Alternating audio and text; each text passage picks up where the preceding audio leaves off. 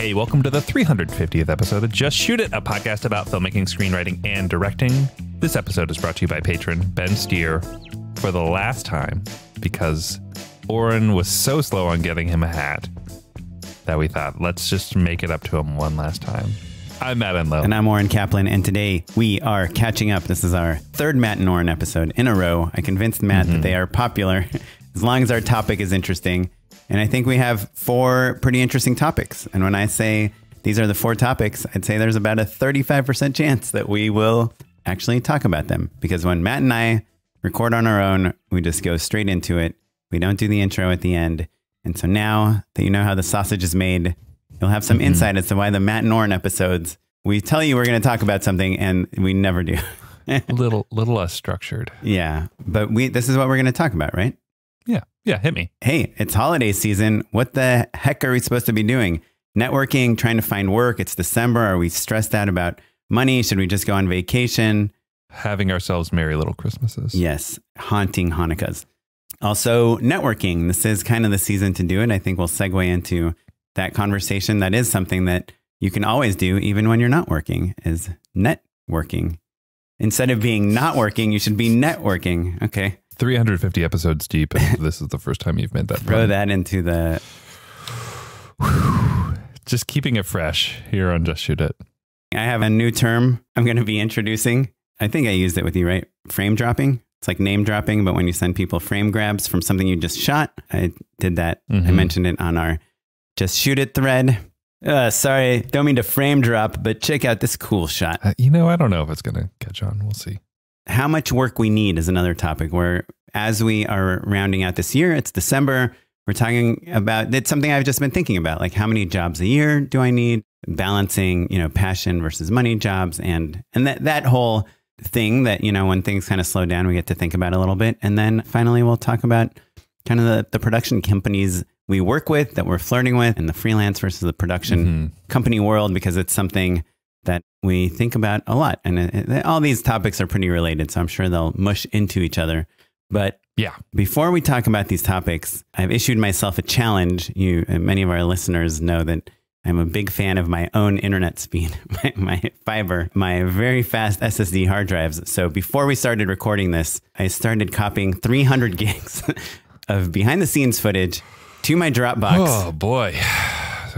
Just wave of interesting things. Let me know when you're I copied 300 gigs. Oh, it just finished copying to... I'm going to go make a copy. No. I'm going to be able to stay up after this. To my Dropbox. And I'm going to see if by the time we're done recording this episode, it's all up in the cloud, because someone just asked me to mail them a drive. And I was like, I bet you I could upload 300 gigs so much faster than mailing it. Diggity. Even while I'm recording a podcast remotely. So... that's my challenge. By the end of this episode, we'll see if I've uploaded 300 gigs of data from my suburban home.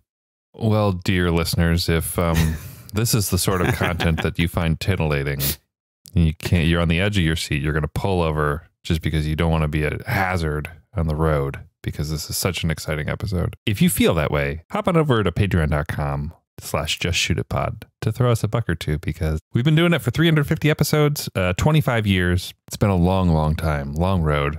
I mean, 350, are we supposed to do a party for that? Or just the hundreds at this point? Yeah, I think we're probably, we're that high up. 350 is a big deal though. Hey, congratulations. Thank you. Weekly content, free of charge to you. So if you want to throw a little bit of thank yous our way, a buck or two a month at patreon.com/justshootitpod is a great way to show your appreciation, keep the show going. It really does keep us feeling obligated and engaged with you all. And we're going to roll out a bunch of new stuff in the new year. Always looking for an opportunity to make the show better, make it closer to what you all want and need from it, and to expand the team to keep it engaged and fresh. So patreon.com/justshootitpod. If you would like a hat at the $20 level. I'm a huge fan of hats. Huge fan of hats. Without further delay, let's hop into our episode, Oren. It's December. It's a December to remember. It's December 6th as we're recording this. Yeah, it's December, and... do you have any shoot days left on the calendar? On this calendar 2022. Year, this December? Yeah. No, dude, I'm already deep into January. Yeah, for sure. And frankly, kind of stoked on it because I'm in a situation where I'm prepping everything, but we'll get to go away It's kind of the ideal situation to be like busy enough, but not crazed, to like have enough time to really plan things out, and, you know, crew is available and stuff, but then everything goes to sleep for 2 weeks and then you come back into it. That's like ideal. There's not a better situation, frankly. Yeah.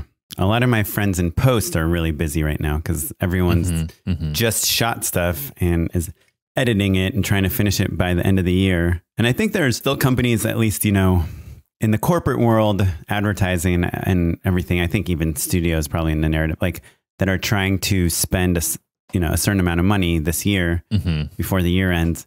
But 2022 has been such a money losing year for the economy and the world, you know, between inflation and layoffs. Yeah, I think belts are tightening in a real way. Yeah. There's an article today in the Times about like all these tech people, you know, people graduating with computer science degrees to work for like all the big tech giants. And they're like, oh, they're all laying off people. And that's happening with the studios too, right? Yeah, the two worst sectors, I think, right now, because the job market, generally speaking, is great, which is part of what's driving inflation, unless you are in entertainment or technology. Yeah. Which, you know, we're kind of in the middle. We're mostly entertainment, but certainly as oftentimes digital advertisers, people who are shooting, you know, a broadcast spot and then a TikTok on the side. And, you know, like, I think, right. But also when the biggest slammed both ways players in advertising, like Apple, who sells ads and makes ads, Google, who sell in Facebook, you know, who have the biggest ad networks in the universe. Like when those guys are losing a ton of employees and work, you know, it just kind of trickles down to just a lot less demand for everything. I do think it actually might be like a time where people that can work at really low budgets and kind of more entry level filmmakers and stuff like might have some good opportunities. Because as a result, those media spends go a little bit further, right? When there's less ad inventory across all networks, it's not like Facebook or Google, they're not going to stop serving ads if especially Google, but all of them work on like an auction-based system, right? So the more demand for an ad slot there is, the higher the rate goes, and it's all automated. But so with more inventory and less demand, there's an opportunity for smaller businesses to make a bigger impact. Yeah, for sure. Well, so in light of no more shoot days left and you being a director and me being a director, what do you do in December? What do you do? You know, and we talked about this in the past, but like, what's the 2022 version of what we do at the end of the year? What does your week look like? Are you thinking more about vacations or stressing more about the next job? Are they pretty equal? You know, I was really stressed in November. I was really, really stressed. But now, you know, I've booked some jobs since then. And so I'm just feeling just a lot more optimistic about things. And my hope, and maybe I might go even call it a suspicion, is that a lot of the squeeze that we're feeling right now that you were alluding to, I think some of that's speculative, and that the recession that's coming isn't going to be quite as gnarly as we're all fearing it's going to be, and that both tech and entertainment have been in decades-long growth spurts, booms. And so, of course, they're going to tighten their belts and all of that, but that 2023 from an work perspective for you and I think is going to be relatively standard. I don't think it's going to be as terrible as maybe it feels like in this moment. Do you think that because COVID is kind of obviously still very prevalent, but winding down in terms of how much it separates us and remote work and all that stuff, how present it is in people's minds? Yeah, or how even it I think the gift of COVID was that you could work from anywhere in the country, right? That's kind of like for any company. And we saw kind of people migrate. Now that it's like, you know, auditions are coming back to in person, like shooting in LA is, you know, getting much more common. But on top of that, inflation, rents, all that stuff is really high. Do you think it might create a situation where like a lot of kind of people on the edge of professional filmmaking have been kind of priced out, and that like maybe it might be a little less competitive coming into the new year as a director or filmmaker? Potentially. You mean for people like us, people who have established roots here? Us or even people that are like more established or less established, but kind of floating in the vicinity of us. You mean living in a major marketplace that, because of inflation and because of housing costs, it's prohibitive for people to enter that space, basically. Yeah. And also just so many people leaving LA, during the pandemic and realizing they don't really want to come back. Like, does that create opportunities for us? I think, especially in like very specific, like the celebrity space, right? Like it helps to be in LA because a lot of them live in LA and they will give you 6 hours and you got to basically go to them. Right. And so if you have a director in LA, that it makes it convenient. Yeah. I mean, both of the jobs I have coming up are celebrity based to that point. A thing that I have been fearful of on behalf of our friends who moved is that telecommuting has made things easier for everyone. But the nature of networking, of running into someone at a coffee shop, of grabbing drinks casually, of staying top of mind is an interpersonal one. And so I certainly have missed it and have really worked hard in the last few months to just like catch up with people, just to be like, hey, we're old friends. What's going on in your life? Let's grab a drink. That part of the relationship building, you can't really replicate on a Zoom remotely. Do you know what I mean? Yeah. I just told you, one of our recent guests, Claire Scanlon, I ran into her at my daughter's gymnastics tryouts, and her daughter was also trying out. And we kind of barely recognized each other because the only time we'd ever met had been on Zoom, and it's just not the same as meeting in person. But now, it's happening more. So that happened. And then, today I had lunch with Pastor, a producer that we know, just because he happened to be in town. On Thursday, I'm having lunch with an editor that listens to the podcast. It's all those things that you don't premeditate. Do you know what I mean? And now those people will be like, oh yeah, Oren, that's right. Good to see you. I'm going to throw his name in the ring for this or that or whatever, or refer you to somebody else or whatever. And those are two examples. Maybe that happens, maybe that's not. And also our lives are not, it's not like we're all constantly like, who can I network with in order to get more work? You're just living your life. You're taking your kid to gymnastics or whatever. And that's the X factor that we are paying a premium for, basically. Yeah. By living here. Yeah. But I do wonder if the pandemic if there are more filmmakers, because I feel like for a time there was like, hey, everyone's like, they're a filmmaker at home. We all kind of democratize everything because we're all equal, right? We all just have like our iPhones and whatever, maybe our DSLR at home and our families. And that's who we're shooting with. And those are our resources. And we were kind of all making the same types of like pandemic films and shorts and just having time to experiment, kind of that's like year one of the pandemic. Year two, it was like, we're going to do this, but we're going to be careful here and we can't travel there and we can't do but now that we're kind of returning back to, 2019. Year two, it was like, oh, what if I just wrap myself in saran wrap, but otherwise it's still the same shoot, basically. Yeah. By the way, I think you might be the only person I know at this point that has never had COVID. Don't hide the player.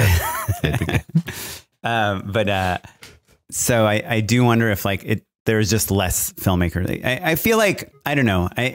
This is all just a sample size of one, but I do feel like I'm hearing about more jobs in the last couple months than I have. I feel like in the summer things were slow, and I think a lot of that was like the macroeconomic picture of the world and just companies not sure if they want to spend money. But I think now that they're kind of, reluctantly spending some money. I feel like I don't know why. It just seems like slightly less competitive. And I maybe think my reel is not significantly better than it was a year ago. So I don't think it's like I've entered into some new echelon of work. I think it's there's more work. I don't know. Anyway, I think I'm curious to see how next year goes. But on the topic of networking and on the topic of what to do in December, I think that is like that's the thing. When I see, I have a day off, I'm like, who can I have lunch with? Who can I call? Or can I just go to my favorite Starbucks in Los Feliz and see who I run into? Run into people. Yeah. Yeah. The thing of running into people is so nice. And I've really enjoyed lately. I'm at a point now where, and I'd love for you to weigh in on this. I've caught up with a lot of just friends, you know, just like, oh, Carlin and I went and grabbed a coffee or whatever a couple weeks ago. And Interesting. Didn't see the invite. It was nice. Hi, Carlin. I hope you're listening. But you know, that thing of just like, oh, I'm going to talk to my like friends, the people I'm close with, you know, about life and about business, and just kind of take the temperature of like, what's going on with you? What's going on with me? Like, you know, how can we help each other? All of that stuff, but the personal stuff really. Right. And I've been thinking about like people who I like, but I haven't talked to in 2 or 3 years, 4 years even, you know, especially the pandemic really made that wonky. And I started to write a couple of those emails and was like, gosh, how do I write this without sounding just so thirsty? Yeah. Yeah. I just like, you know, the check-in, and it's not like I've got new work that's pertinent to them specifically, because that's a different email and I feel differently about that. But you know, just the like, hey, it's been a while email. Do you have an approach for that? Do you have an in for that? I'm not great at the it's been a while, but I'm not bad at, hey, I saw this thing you posted and I just want to tell you I thought it was awesome.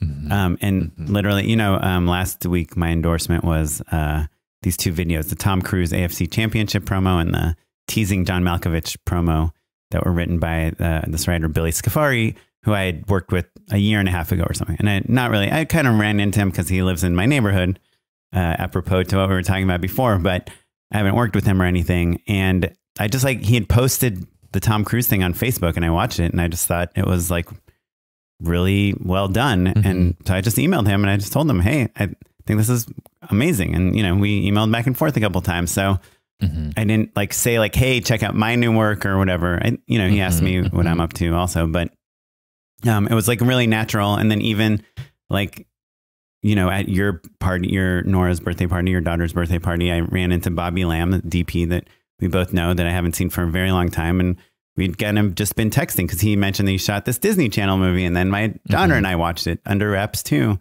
And then I was texting him about, I was like, hey, I'm watching your movie, you know, and we talked about all sorts of random things, you know, over text. So I think just having a little in, but, you know, holiday parties, I think it's like important to go because you see these people, producers, friends, and it doesn't always have to be people that are going to hire you. A lot of times it's people that you might hire, you know, or collaborate with in some way. So I think, I don't know, I think it's important. I actually had a job a couple weeks ago, and when we hired a production designer, I had offered up a few names of production designers I like to work with. And then the producers asked them all to bid out the project, which I was not a huge fan of. You know, and just for those of you that are listening, that don't know what that means, like is when you go to a production designer and you say, hey, this is what we want to shoot. Can you tell us how much that would cost? And you know, that's work. It's work. Yeah. It's a lot of unpaid work, which we're used to doing, but I hate when people are asking my friends to do it for me on behalf of. The value proposition is also different. Yeah. You know?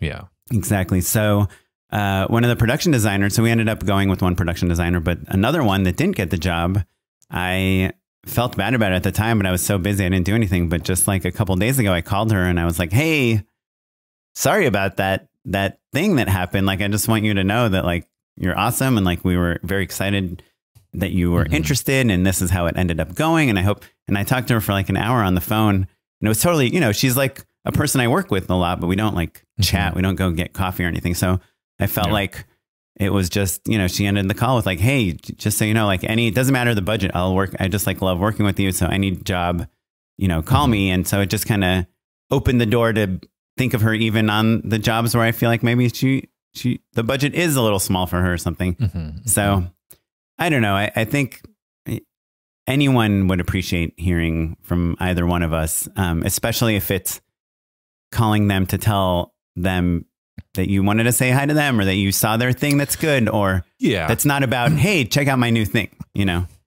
As a tiny bit of, I dare to say pushback, but it just as a counterpoint, maybe. All of those instances that you outlined in terms of who's giving who work, right? You're more likely to like refer that person to get work rather than you're going to hire them rather than they're going to hire you. So of course they're happy to hear from you. Whereas like a producer, a person who, you know, you're friendly with, and maybe they picked you for a couple projects and maybe you didn't get picked on a couple others. There's a different layer of, well, I think the writer Billy would be emotionality more likely to hire me than me to hire him. Sure. Yeah. So I think there's, you know, producers. I just had lunch with, you know, this producer, Pastor Oren. I had seen some of their work recently, and I talked about. Did you reach out to him to get lunch? He happened to reach out to me just because he was like right by my house. But when we talked, I wasn't, you know, I told him about my projects, but I also, you know, even the old production company that I was with, Superlative, like I see their things posted, and they posted some like really incredible work recently on Instagram. Stuff. They're doing like some of the best tabletop like food stuff I've seen, and I will like it. I'll comment on it. You know, I'll be like, who shot that? You know, my friends at Sawhorse, like whenever they post anything, I'll talk about it, you know? So I think to me, if the approach is like, hey, I like what you're doing, this is awesome. It's the equivalent of saying, hey, I would love to do stuff like this with you, you know, without having to actually say those words. Yeah. But so I like all of this very much. Is there a scenario where you think it's appropriate to approach someone essentially out of the blue? Yeah. Oh, well, to be like, oh, hey. Yeah. So I do have it's been a while. Story. So I did a couple things for Disney Channel a couple of years ago. Remember the Descendants thing, and something for their Zombies franchise. And those were both through this guy, Vincent, that worked at Disney Channel doing promo stuff. And I really enjoyed it. Then COVID happened, and we kind of went dormant. And I was thinking like, hey, I really liked that. It was kind of longer form, working with amazing actors. Work. Yeah. Cool, funny kid stuff. Cool team. Yeah. My daughter like knows the actors that I'm working with, which is really cool. And so I don't know if how you would do this always, but I called my pretty good friend, Ken, who works at Disney. And I was like, hey, does Vincent still work at Disney Channel? Like, I'd love to reconnect with him because I really loved that work. And I haven't heard from him for like a year. And he said, oh, he actually doesn't, but there's a new person that kind of does a similar role. I'd love to introduce you. Nice. He actually put the ball in my court. He's like, send me an email reminding me like the stuff you did with Disney Channel, and I'll kind of use it to tee me up to talk to him about you. So I'm doing a little bit of that stuff, but I think it's, you know, honestly, from our podcast, like there's a lot of great producers, Kara and Natalie, and people that we could probably reach out to. I mean, they're always posting stuff online. Right. This isn't certainly. What I'm getting at is that I'm trying to find ways for listeners to reconnect with people that they've worked with in the past. But it sounds to me like basically every scenario there is like a little bit of a short circuit that you're employing, right? Yes, but I think you need to look for the short circuits. Like I think anyone that's worked with anyone, unless they had a really bad experience together, can be like, hey, I saw you guys just posted this new car spot. It's awesome. I love this shot and this shot. Keep up the good work and have a happy But if New they Year. Haven't posted that work, is what I'm Well, then if they are probably not going to hire you for anything. I'm saying out of the blue. Yeah. If someone's not posting about the work they're doing, they're not actively talking to the world about these things they have going on, what's the value of out of the blue reaching out to them? Sure. Aside from just, being friends. Just being friends. Yeah. Yeah. Right. You need to be a little more calculated. You want to reach out to the production companies you're a fan of that you'd like to work with. You want to reach out to writers you'd want to collaborate with, whatever, influencers, whatever your thing is. Agencies, you need to reach out to people that actually have things that you might be good for. Otherwise, there's stuff going on. You're just and you know what I think is really, to bring this full circle and then we can move on. Maybe the secret point that you're making, Oren, is that is the flip side, right? Like letting people know what you're doing, what you've been actively excited about. Sharing that work is a way of sending up the flare, like, hey, hit me up, right? And those people that have gone dormant, maybe who aren't posting as regularly or whatever, they're dealing with whatever. They're busy with work, or they're, you know, in a development phase or whatever. And that, like, the people who are actively putting themselves out there are maybe the people that you should be hitting up, and vice versa, I guess, more importantly. Yeah, I think if other people are putting out work and talking about jobs, then it's an invitation to contact them. Mm-hmm. If that's not happening, then you're making the work, then you do what they're doing. You say, you go to Facebook, you go to Instagram, you go to TikTok, and you're like, hey, check out this fun stuff we did behind the scenes. And then, you know, and follow them. Like, there's zero cost to following these people, subscribing them, you know, hitting them up on social media, just linking your account so that when you post stuff, you know, hopefully if they follow you back, they'll see it. So I guess that's kind of my strategy right now. Of course, like in a week from now, I'll be desperate for a job, and I'll be emailing everyone pictures of my kids. Oh, by the way, do you guys send holiday cards? Are you doing that? We do. Yeah. I it's on my to-do list. I mean, too. Honestly, that's like, I think the holiday card is like a good way. You know, it's weird to send it to people you really don't know, but it's for people you worked with, and like even with a personal note, you know, like, hey, are you printing them out and mailing them? We print them out. Like, we have them printed out by someone, and then we can write notes on them or whatever. But don't expect a note from us, Matt. Okay. You already know enough.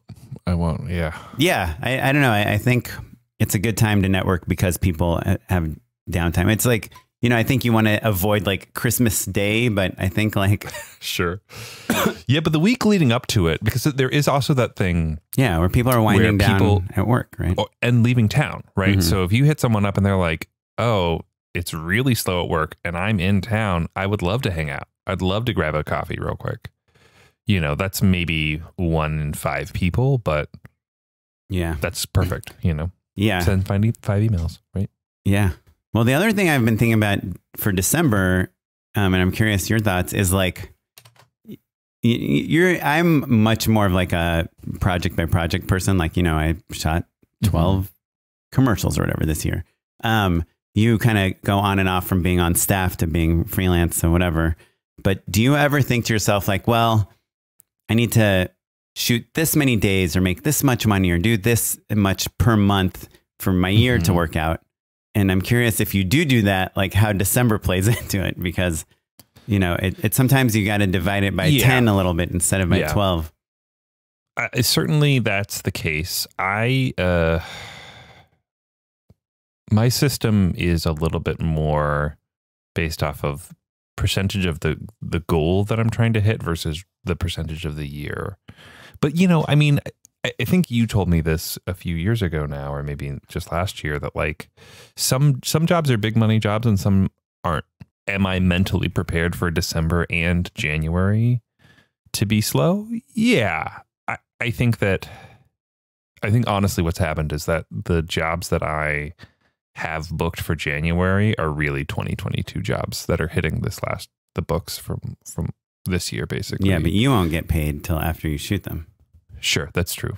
You always hope that there'll be a thing or two that kind of shakes off the tree, and that it will be slow. It will be slow in January and February, kind of across the board. So normally I would like take a trip in January, you know, then I'm just like, my mind's off things. I'm enjoying the freelance lifestyle and being able to go camping or go on a road trip or whatever. Now that I have a kid, it's a kind of a different deal. Right. But like, now you just have to go to Legoland every day. Or, you know, like, I'm looking forward to some, you know, repainting all of the doors in my house. They need a coat of paint. Yeah, that's exciting. You know, just kind of some home maintenance stuff. Might I recommend you a project or two. Watch them dry? I love that. Yeah, I love that. But the other thing that I think is more important is it's a good time to develop that next project, because that is the lifeblood of a freelancer, is and the answer to the questions that we had before, you have something to post about, whether it's a short or a new feature or whatever, a new pilot, get that stuff going. Because while everyone is at Sundance, you'll just be like writing next year's Sundance hit rather than just sad that you're not there. Before we started rolling, I mentioned to you that this show that I've been talking about for months, the scripted podcast that I wrote with my friend Julie, and that we recorded, and we did a proof of concept, and we teamed up with Temple Hill on, and we were pitching to Audible. Finally, the deal is finally coming to fruition, and we were like signing the paperwork. And my guess is at this point that, you know, nothing will actually start until January in terms of like dates and deadlines and things like that. But I was thinking like, oh, if things are slowing down, maybe we should try to get ahead on that a little bit. You know, maybe we should start outlining and writing things. And, you call that working in good faith. Right. But I feel like it's working in good faith. Which your lawyer doesn't want you to do. When the other party is also in on it. You know, they haven't asked us to do anything yet until all this stuff is done. So it's not even good faith. It's like just trying to get ahead of the busyness. And I know you're kind of up for some jobs and still negotiating and things. Like, do you ever think like, oh, I'll go make shot lists, or I'll go pull some images, or I'll find some references for a job that you haven't actually gotten yet? Yeah. I mean, I'm in it. Like the job that I'm on, it's kind of a rare thing where it hasn't officially awarded due to some kind of like technicalities, basically. But so the way that I draw the line is I'm used to doing work that's a bit of a wager, you know? Right.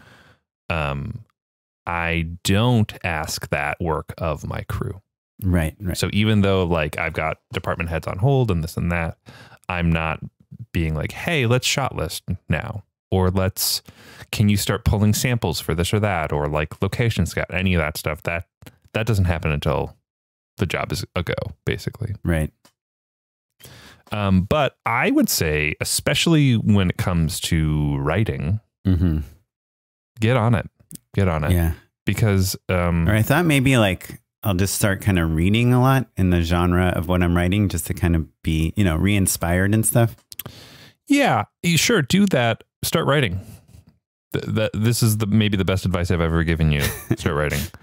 Because here's the truth, right? Like most writers are writing on spec anyway. So like if the fear is that like, oh no, the deal falls apart and I'm not going to get paid for the work that I did, we were just going to fuck around anyway. You know what I mean? Sounds to me like the worst case scenario is that you become a better writer, have more material, and like maybe are ahead of the game so that when you're busy pitching and developing other stuff and like trying to capitalize on the success of this incredible breakout hit podcast and also have a booming commercial career, you're not totally underwater. Right. That sounds like a worthwhile wager to me. Yeah. Or I could just keep learning better things in Blender. Sure. You could do that too. And look, there's some mental health aspects of just like noodling, you know, and hibernating for sure. But I guess what I'm saying is like, if you logged a couple hours a day, 5 minutes a day. Yeah. Deep work, just like two reps of deep work, it would be worthwhile for sure. Because the problem is that like writing is just way harder to cram. You know, like 2 1-hour sessions over the course of 2 days is not the same as 1 day with 2 hours of writing. It's not the same. Which one is better, are you saying? 2 days of 1-hour sessions. Oh, is better. Because you get your like refreshed. Yeah. You're refreshed. You're thinking about things. Things are percolating. You know, like you finish those pages and then you walk away and then you're doing the dishes and you have an idea, or, you know, like you can't cram it right in the same way. Yeah. And that's not to say you should put in full days of writing if you can afford it. Right. Bandwidth wise. And look, easier said than done, but especially when you do have real deadlines looming, you know, and a writing partner to hold you accountable. I think it's worthwhile. Yeah. Yeah. There's a little bit of like pitching back our new direction and making, you know, getting it kind of like approved before we start writing. But I think you're right. Like that doesn't really matter. Like worst case scenario, it's like just exercising the writing muscle and creating some kind of related pages and brainstorming to some degree too. A podcast that I talked about on the show, The Screenwriting Life, had Andrew Stanton on, who wrote Finding Nemo, and he has an incredible career. Now he's directing television. He directed a bunch of Stranger Things and stuff. He's, a living legend. He talked about on that podcast trying to be in the mode of strumming the guitar is what he called it. And that's like, he started as a musician when he was a young man, and just like being stoned in the garage or in a bedroom, like just noodling on a guitar. When you decide to write a new song, you don't sit down and say, okay, this first chord has to be the right chord, and then I'll know the next chord. And then, it's not mapped out perfectly. That's an insane way to write a song. Right. You just like pick up the guitar and you mess around, and then eventually you hear something and you're like, oh, that's cool. And then you do that again, and then you maybe put them in the same order or reverse them or whatever. You're just playing. And that's how he always wants to start his screenplay process. And as, kind of like busy people, results-oriented people sometimes, we don't often indulge ourselves or give ourselves the chance to do that exploration. And that is what December is for. It's for strumming the guitar. Just strumming the guitar. Yeah. I like that. But truly, I think it is valuable. If you want more nuggets, you could always hop over to The Screenwriting Life. Their conversation with Andy Stanton is filled with those great nuggets, actually. So endorsed. Maybe I will. Yeah. Well, Oren, this was great. Maybe we'll talk about production companies on another podcast. Yeah. But we've got a bunch of cool stuff planned for the rest of this year. Let's hop into unpaid endorsements. Unpaid endorsements. So my first one is a retraction, is an apology. Ooh, I really like it. Get ready, Oren. In previous episodes, you've talked about how you love to watch artsy films or just anything on an airplane. Yes. And I give you a hard time about watching a Portrait of a Lady on Fire on an airplane. Yes. Because, oh, they're so visually stunning. You should see them on a bigger screen. Watch the movie, watch whatever movie you want to watch. Like, why hate on look, the screen's smaller. It's like not ideal, but also like watch the movie. Also your face is way closer to it. Yeah. I'm endorsing watching great films, even on an airplane. The second one, I'm endorsing the concept of coffee subscription services. So Trade is a national one. You can get Trade anywhere you live. I love Los Angeles Coffee Club. I subscribe to both. If you kind of dial in the cadence of the amount of beans that you need relative to what you were drinking, and you were just getting a pound of coffee sent to you at the right time, that satisfaction is hard to beat. You look at your hopper, you're like, oh man, I'm almost out of beans, and then there it is on your doorstep. And my last one is a travel hack. We both work remotely all the time. We have to travel to different places to shoot. And so I've got my bag, my kit pretty well dialed in. I've got all of the toiletries. Basically anything I need on a trip is just already packed in my bag. So I'm ready to go. I just put my clothes in and I'm set. But like, I've got a bathing suit in there. I've got sandals in there. I got all the toiletries. Everything's good to go. But the thing that I realized, the next level thing that I've added to my travel kit is an empty spray bottle. And here's why. Inevitably, you will be on a job where you need to like look professional and nice. You're going to go to a client dinner, or you want to look good on the shoot or whatever. And I like to have a little bit of a ritual where I like pull out the ironing board and, kind of iron everything as part of like settling in for the night, right? It's just kind of like I'm trying to give myself routines because my world has been upended. I don't really iron much at home. But anytime I've tried to use a hotel iron and you put the water in the iron and you try to spritz it out or whatever, you just end up with a soaking wet shirt. So bringing your own spray bottle means that you're going to release all those wrinkles. You're going to be looking great, feeling good, and you didn't spill a bunch of water all over the place. That is my endorsement. Kaplan, what you got? PDF Squeezer. It's an app I just bought on Black Friday for $5. It's usually $10. We always have to squeeze our PDFs. There's a PDF shrink or shrinkpdf.com, which is great, but you can only use it like 10 times or 5 times in an hour. There's some limitations. And the reason that you want to shrink a PDF is because we're making giant decks that have 85 megabyte images. PDFs. They're really big. Yeah, we're trying to get them to be 6 megabytes. And you don't want to just send a Google Drive link. If it's a Google slide deck, then yeah, I guess I would do that. But a lot of times, even when I send a Google Slides deck, they'll ask for PDF. And so I'll download it and it'll be like 85 megabytes. But you don't send them like I'm saying like a drive. Oh, no. I would never send anyone. I find it offensive when people send me like a 48 megabyte pre-production book or something. It's just like, people are looking at these things on their phone, on their, they're out on the go. Got it. I'd say 20 megabytes is the biggest PDF I would ever send someone, but I try to get them which is under the threshold 10 for Google that's Gmail attachments. Gmail. Yeah. But PDF Squeeze, so, you can use Adobe Acrobat and lets you optimize and do all the settings and everything. And it does cost money and it is a pain. PDF Squeeze, I just have it in my dock on my Mac, and I just drag PDFs into there and it just automatically shrinks it and puts it right next to it. Adds like a dash small or whatever you want to the end. And it does a pretty good job with the images. And like some of my PDFs come out like 90% smaller with like barely a visible image quality difference. And storyboards, like all these things that I'm like making like revisions on daily, and I just have to keep squeezing PDFs. PDF Squeezer will not change your life, but it'll make it slightly more convenient. Other thing I did today for my DGA application is I had to get it notarized. And, going to notary is kind of a pain in the butt. Sometimes you go to the post office or place as a notary and you have to wait in line and costs money and all this stuff. But when they sent me the application, they said, by the way, you can use an online notary. And I didn't even know that existed. So I Googled it. And I used one called Notarize, Notarize, notarize.com. It's just like a real notary. Yeah. Did it give you the sound effect? The test sound effect? What's the test sound effect? So in advance of like you logging on to video chat with your notary. Yeah.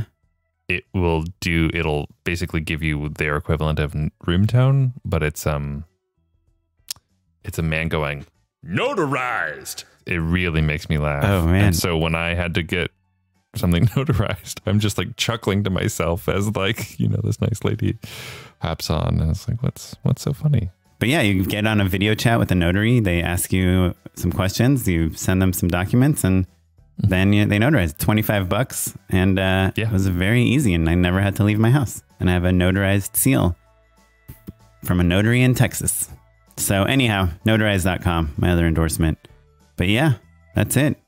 Halfway through December. People are wrapping up school and work and figuring out. About to go on vacation. Yeah. People are flying home. We're in their ears as they're flying. And they're like, dang, if I'd only heard this tip about bringing the spray bottle. Okay, well, thank you for listening. Please email us. Let us know what your December looks like. We're justshootitpod@gmail.com. You can also find us across all social media @justshootitpod. We'd love to hear from you. We even got some emails about coming to our live show, which we need to plan, I guess. It'll probably be 2023. We're going to be honest with ourselves. Get ready. You can find me. I'm on Instagram @OKaplan. I posted a new thing, finally. And I'm on Twitter @SmiteyPyleg. And I'm @Mr. Madenlow across all social media. This episode was edited by Noah Bayshore. Thanks, Noah. And this episode was produced by Tyler Schmall. And you're listening to music provided by the Free Music Archive and the artist, Jazar. Thanks, everyone. Oh, well, wait. Matt already stopped recording, but I did want to let people know that I uploaded 270 gigs of my 300 gig file. So almost finished. In case you're interested, we'll catch you next time. Bye.